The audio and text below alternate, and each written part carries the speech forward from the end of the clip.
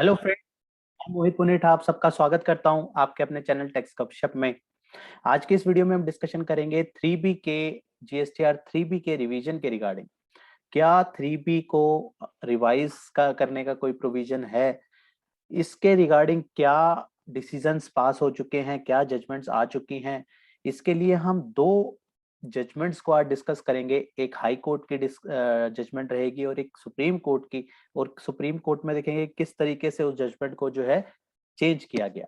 तो सबसे पहले शुरू करते हैं हाई कोर्ट की जजमेंट, जहां पे दिल्ली हाई कोर्ट का क्या डिसीजन रहा था, क्या केस लॉ रहा था, वो उसको डिस्कशन करते हैं। और उसके बाद क्या सुप्रीम कोर्ट में उसमें डिसीजन सुनाया गया उसको डिस्कस करते हैं, क्योंकि ये बहुत ज्यादा इंपॉर्टेंट है। क्योंकि काफी बार जो है हमारी 3B में हमें कुछ इम्पैक्ट लेना होता है, लेकिन जो हम उसका इम्पैक्ट लेने के लिए हमें कहीं ना कहीं हमारी बहुत ज्यादा एम्बिट है, उसके दायरे हैं, उसके अलावा हम नहीं ले सकते। तो ये जो है जजमेंट हमें किस तरीके से बेनिफिट दे सकती है या फिर इम्पैक्ट कर सकती है, हमें जो है हमारी डिसीजन मेकिंग को चेंज कर सकती है, आइए देखते हैं। तो शुरू करते हैं।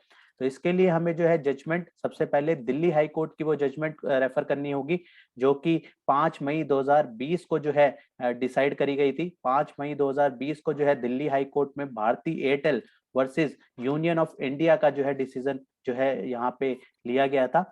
राइट, दिल्ली हाई कोर्ट का ये डिसीजन था 5 मई 2020 का।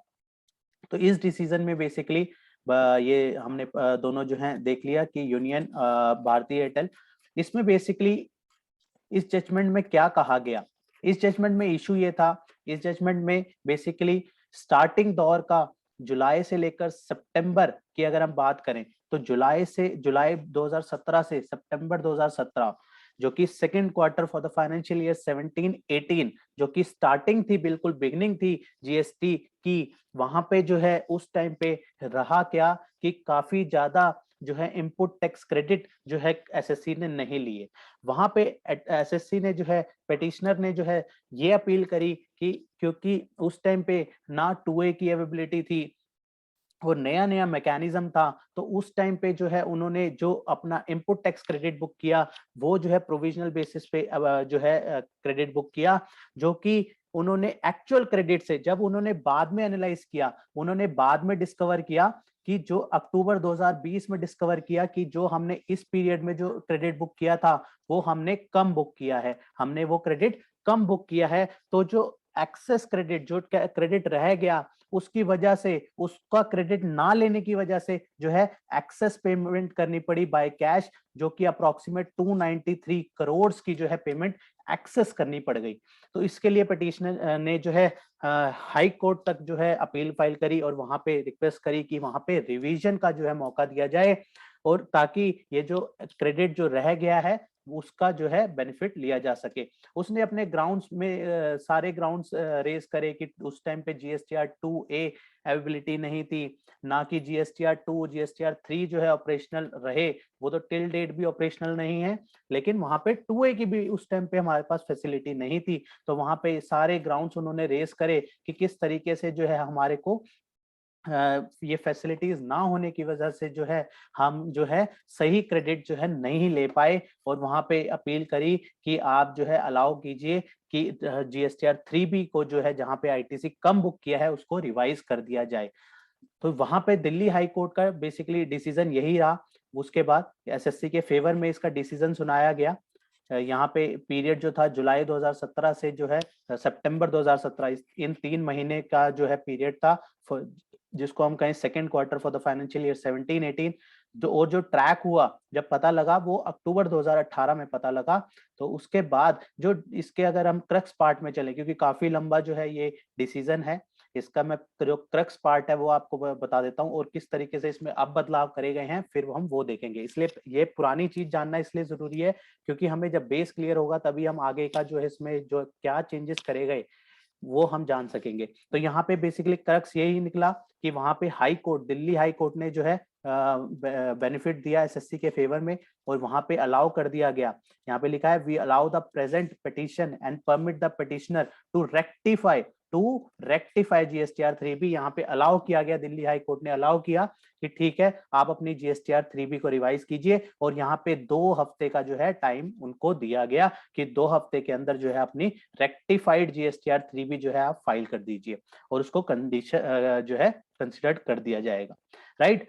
अब इसको हम अब क्यों लेके चल रहे हैं, आज अक्टूबर 2021 की अगर हम बात करें तो आज हम इसकी चर्चा क्यों कर रहे हैं। आज इसकी चर्चा इसलिए जरूरी हो गई है कि अब एक सुप्रीम कोर्ट का जो है जजमेंट आ गई है। अब मैं उस जजमेंट में लेके चलता हूं। उस जजमेंट में ये सुप्रीम कोर्ट की जजमेंट है जो कि 28 अक्टूबर 2021 को जो है आई है। 28 अक्टूबर 2021 को ये सुप्रीम कोर्ट की जजमेंट, इस सुप्रीम कोर्ट की जजमेंट ने जो अभी तक हमने पढ़ा, दिल्ली हाई कोर्ट की जजमेंट पढ़ी, उसको ओवर रूल कर दिया, उसको ओवर रूल कर दिया और उसमें बदलाव कर दिए गए, जो कि जहां पे हमें अलाउ कर दिया गया था। दिल्ली हाई कोर्ट ने अलाउ कर दिया था कि आप आईटीसी ले लीजिए, लेकिन ये सुप्रीम कोर्ट का जो ऑर्डर जो कि 28 अक्टूबर 2021 को इशू हुआ, उसने सारी की सारी जो है डिसीजन को चेंज कर दिया। और उसने क्या कहा, या आइए मैं दोबारा से शुरू से ये वाला बताता हूँ। सुप्रीम कोर्ट का जो है ये जो है जजमेंट रही है। इस जजमेंट में भी उसी सर्कुलर की बात करी गई, 5 मई जो अभी हमने पढ़ा था,